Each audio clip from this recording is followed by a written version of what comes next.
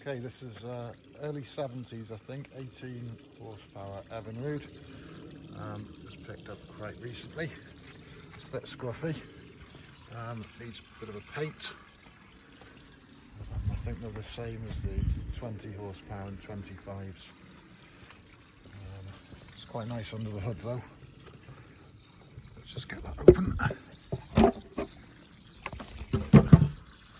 Okay, so the engine's quite clean. I've taken the carb off, given it a clean. It had this spark plug was stripped, the hole, so I've rethreaded that and put a helicoil in, so that's fine. All it's quite kind of tidy. It's had an electric starter, I guess it's from the factory, and it's also had the electric choke fitted on this, which I don't think is original. It seems to work okay. This key looks like it should be from the control unit, but it's been rigged up for that. Okay, not set it up properly yet, but it should start okay.